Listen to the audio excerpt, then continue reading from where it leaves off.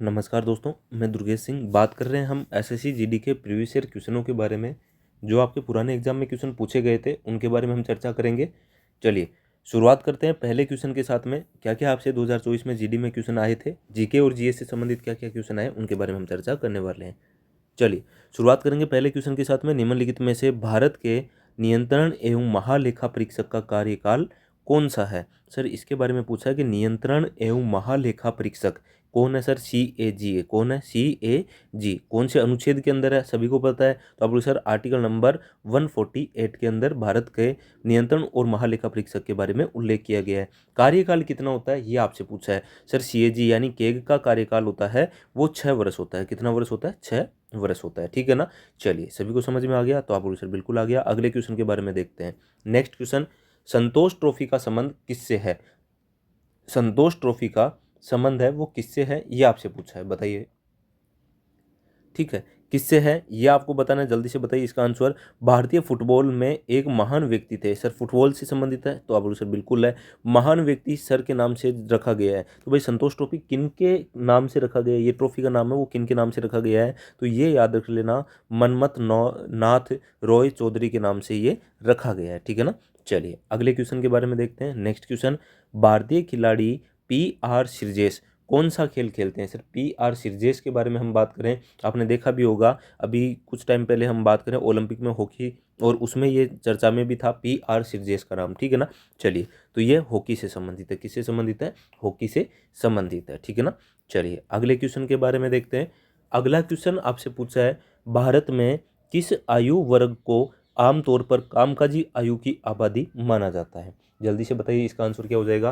Sir कामकाजी आयु आप सभी को पता भी होगा कि कौन सी होगी, बताओ कामकाजी आयु है वो कौन सी रखी गई है। तो इसके बारे में हम बात करें सर, हमने देखा है हमारे संविधान में कहा है कि 14 वर्ष से कम के बालक, 14 वर्ष से कम के बालक को कोई भी श्रम नहीं करवाना है। कोई भी क्या नहीं करवाना? श्रम, कठोर जो श्रम है वो भी नहीं करवाना है। तो यह सब कुछ लिखा हुआ है कौन से के अंदर? तो आप बोलो सर अनुच्छेद नंबर कौन सा है हमारा? अनुच्छेद नंबर 24 में लिखा हुआ है ये, ठीक है ना। चलिए तो कामकाजी की आयु कहाँ से शुरू हो जाएगी?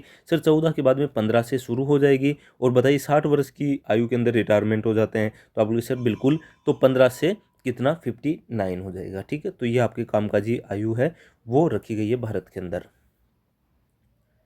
चलिए नेक्स्ट क्वेश्चन के बारे में देखते हैं। अगला क्वेश्चन, नीचे दिए गए कथनों में से कौन सा कथन सही है? कौन सा कथन सही है? राज्य के नीति निदेशक तत्व है, सर DPSP है, कानून द्वारा परिवर्तनीय नहीं है। कानून द्वारा क्या नहीं है? परिवर्तनीय नहीं है, ठीक है। चलिए देखते हैं इसके बाद में। अगला है, राज्य के नीति निदेशक सिद्धांत वाद योग्य भी नहीं है। तो आप बोलो सर बिल्कुल सही कह रहे हैं। राज्य के नीति निदेशक तत्व है DPSP कौन से भाग के अंदर है? तो भाग नंबर कौन सा है? तो आप बोलो सर भाग नंबर हो जाएगा 4। कौन सा हो जाएगा? भाग नंबर 4 के अंदर उल्लेख है। कहाँ से कहाँ तक है? तो आप बोलिए सर 36 से लगा के हम बात करते हैं तो ये आपके हो जाएंगे 51 तक, ठीक है। तो आप सभी को पता भी होगा 36 से कहाँ तक? 51 तक है। कहाँ से लिए हैं ये कमेंट बॉक्स में बताइए। तो आप बोलिए सर आयरलैंड से लिए। कहाँ से लिए? आयरलैंड से लिए, ठीक है। चलिए अब बात करते हैं सर ये क्या है? कानून द्वारा परिवर्तनीय नहीं है। तो आप बोलिए सर बिल्कुल, कानून इसको क्या हुआ होगा? सख्ती से है वो परिवर्तनीय नहीं करेगा, ठीक है। और फिर क्या होगा? वाद योग्य, यानी कहीं पे भी केस में ये नहीं बताएंगे, मतलब वाद योग्य नहीं होगा, ठीक है। कोर्ट में वाद होता है ना, वाद विवाद होता है, तो वैसे वाद योग्य ये नहीं है, ठीक है। तो बिल्कुल सही बात कर रहे हैं। तो आप बोलिए सर बिल्कुल कथन 1 और कथन 2 दोनों सही है। बिल्कुल कथन 1 और कथन 2 दोनों सही है, ठीक है। चलिए अगला क्वेश्चन, नेक्स्ट क्वेश्चन है, भारत में APEDA भारत में APEDA का पूरा नाम क्या है? सर भारत में APEDA के बारे में हम बात करें तो इसका पूरा नाम हो गया agriculture and processed food project export development authority, ठीक है। ये इसका पूरा नाम है। आंसर नंबर 3 बिल्कुल हमारा सही आंसर होगा, ठीक है। चलिए नेक्स्ट अगले क्वेश्चन के बारे में देखते हैं। अगला क्वेश्चन, एक प्रसिद्ध सितार वादक और भारत के सबसे प्रतिष्ठित शास्त्रीय संगीतकारों में से एक है। भाई संगीतकार में से पूछा है सर, शास्त्रीय संगीतकारों में से कौन है जो सितार वादक है? कौन है सितार वादक है? जल्दी से बताइए इसका आंसर। तो आप बोलिए सर सितार वादक के बारे में हम बात करें तो पंडित रविशंकर है, वो सितार वादक से संबंधित है। किससे संबंधित है बताइए?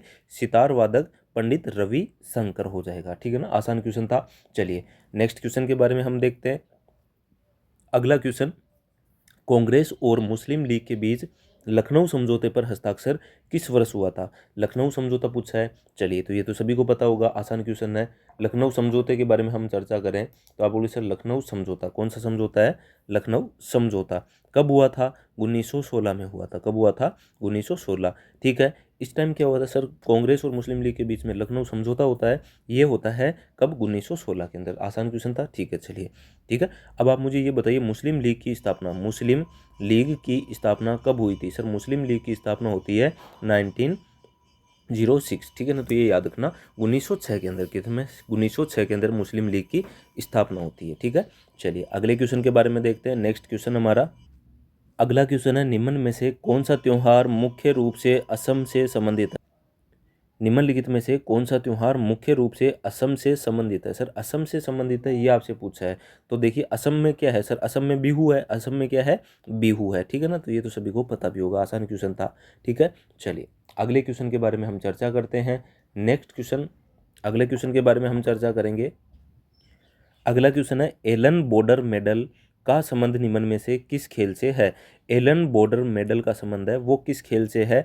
हॉकी से है, पोलो से है, फुटबॉल से है या क्रिकेट से है? सर एलन बॉर्डर मेडल है वो आपके क्रिकेट से संबंधित हो जाएगा। किससे हो जाएगा? क्रिकेट से संबंधित हो जाएगा। ठीक है ना, चलिए नेक्स्ट क्वेश्चन के बारे में देखते हैं। अगला क्वेश्चन, सूक्ष्म वित्त की अवधारणा का मुख्य उद्देश्य निम्नलिखित में से किसे वित्तीय सेवाएं प्रदान करता है? सूक्ष्म वित्त की अवधारणा का मुख्य उद्देश्य निम्न में से किस वित्तीय सेवाओं का प्रदान करता है? तो ये क्या हो जाएगा? इसका आंसर के बारे में हम बात करें, सरकारी एजेंसी, बड़े निगम, विदेशी निवेशक या कम आय वाले व्यक्तियों और छोटे कारोबारियों को। बिल्कुल, सूक्ष्म वित्त की अवधारणा का मुख्य उद्देश्य कम आय वाले व्यक्ति और छोटे कारोबारी है, उनके लिए क्या होता है? ये सेवाएं प्रदान करता है। ठीक है ना, चलिए नेक्स्ट क्वेश्चन, गुप्त साम्राज्य को अक्सर भारत का स्वर्ण युग कहा जाता है। बिल्कुल कहा जाता है सर। गुप्त जो साम्राज्य है, गुप्त काल है, वो क्या है सर? स्वर्ण काल है। क्यों है? क्योंकि इस टाइम क्या है सर? ये स्वर्ण काल किस चीज़ का है, पहले तो ये भी बताइए। तो आप लोग सर यही तो हम बात करें, तो विज्ञान कला और साहित्य का। किसका? विज्ञान कला और साहित्य का क्या है ये?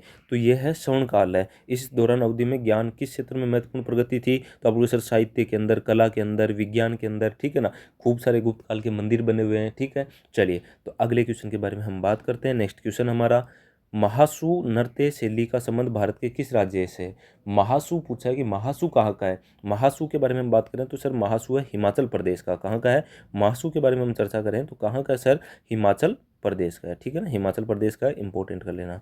चलिए अगले क्वेश्चन के बारे में हम चर्चा करते हैं। नेक्स्ट क्वेश्चन हमारा क्या है, भारत सरकार का लक्ष्य 2015 की पेश किया गया था भाई, 2015 में पेश किया गया था कि हमारा एक लक्ष्य रहेगा जिसे पहली बार 25 जून को कार्यक्रम के माध्यम से 2022 तक शहरी निवासियों को किफ़ायती आवास प्रदान करेगा। उस योजना का क्या नाम है? उस योजना का नाम आप सभी को पता है सर, PMAY, प्रधानमंत्री आवास योजना। कौन सी है बताइए?